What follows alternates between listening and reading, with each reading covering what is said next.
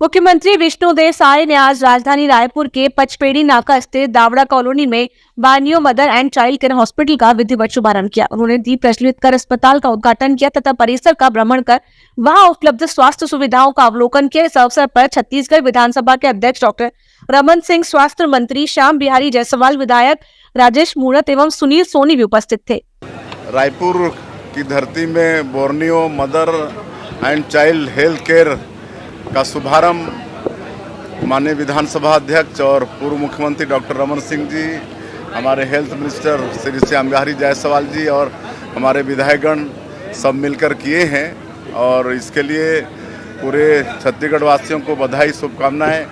और इनके जो मालिक हैं अनिल जी, उनके सभी बंधुगण, उनको भी धन्यवाद देते हैं कि एक अत्याधुनिक अस्पताल यहाँ शुरुआत किए हैं मदर और चाइल्ड लोगों के लिए, और अत्याधुनिक है। और इस अस्पताल के बनने से अब जो डेथ रेट है बच्चों का चाहे प्रसव के समय माताओं का, वो निश्चित रूप से कम होगा और एक अच्छी सुविधा यहाँ पर मिल। छत्तीसगढ़ के बस्तर क्षेत्र में माओवादियों के खिलाफ निर्णायक लड़ाई जारी है। करेगुट्टा की पहाड़ियों पर सुरक्षा बलों ने नक्सलियों को चारों ओर से घेर लिया। इस अभियान के दौरान जवानों ने 3 महिला नक्सलियों को मुठभेड़ में ढेर कर दिया। इसी बीच मुख्यमंत्री विष्णुदेव साय ने अब तक की सबसे बड़ी एंटी नक्सल ऑपरेशन को लेकर महत्वपूर्ण बयान दिया है। उन्होंने रणभूमि में डटे जवानों के साहस और संकल्प की सराहना करते हुए कहा कि ऑपरेशन की स्थिति की जानकारी उन्होंने अधिकारियों से लेकर स्वयं प्राप्त की है। मुख्यमंत्री ने बताया कि करेगुट्टा पहाड़ियों पर छत्तीसगढ़ और तेलंगाना की सीमा पर चल रहे इस बड़े अभियान में हमारे वीर जवान 44 डिग्री सेल्सियस की प्रचंड गर्मी, जल संकट और छावहीन कठिन परिस्थितियों के बीच भी पूरी दृढ़ता से डटे हुए हैं। अब देखिए, समीक्षा बैठक तो एक सतत प्रोसेस है। सभी विभागों का समीक्षा बैठक करते रहते हैं, जो अब लगातार चल रहा है। और अभी जो सबसे बड़ा नक्सल ऑपरेशन चल रहा है छत्तीसगढ़ और तेलंगाना के बॉर्डर में पहाड़ी पर, उस पर भी एक जानकारी लिए हैं। और हम धन्यवाद देना चाहेंगे हमारे सुरक्षा बल के जवानों को, जो 44 डिग्री गर्मी में भी और पत्थरों के बीच में, वहाँ पर पहाड़ी में पेड़ पौधे भी नहीं है, छाया भी नहीं है, पानी की भी व्यवस्था नहीं है, वहाँ पर मोर्चा संभाले हुए हैं।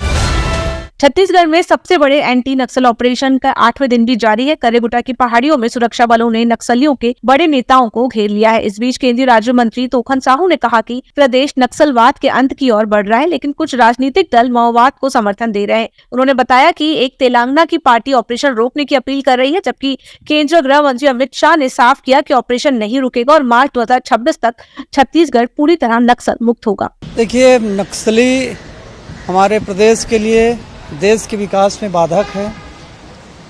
लगातार रोड़े अटकाते हैं, बहुत नुकसान किए हैं। माननीय गृह मंत्री जी ने कहा है कि मार्च 2026 तक हमारा पूरा प्रदेश और पूरा देश नक्सल मुक्त देश होगा।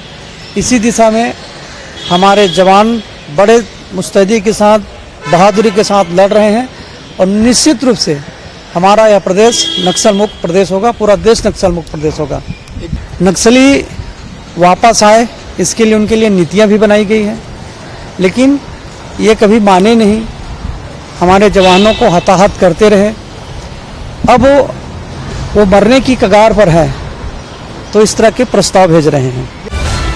जम्मू कश्मीर के पहलगांव हमले को लेकर देश में सियासत गर्मा गई है। कांग्रेस जहां सुरक्षा चूक को लेकर केंद्र पर निशाना साध रही है, वहीं भाजपा ने पलटवार किया है। भाजपा सांसद संतोष पांडे ने पूर्व सीएम भूपेश बघेल समेत कांग्रेस नेताओं के बयानों को गैर जिम्मेदार बताया। उन्होंने कहा कि कांग्रेस नेताओं के बयान पाकिस्तान में दोहराए जाते हैं।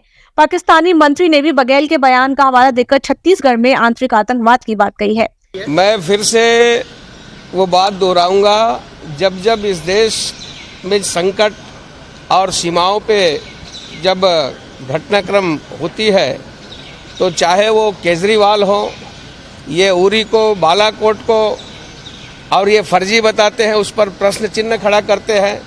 आज राहुल गांधी के जीजाजी वाड्रा, चाहे यहाँ के यूडी मिंज, चाहे मणिशंकर अय्यर, चाहे सिद्धारमैया कर्नाटक के मुख्यमंत्री, और चाहे छत्तीसगढ़ के भूपेश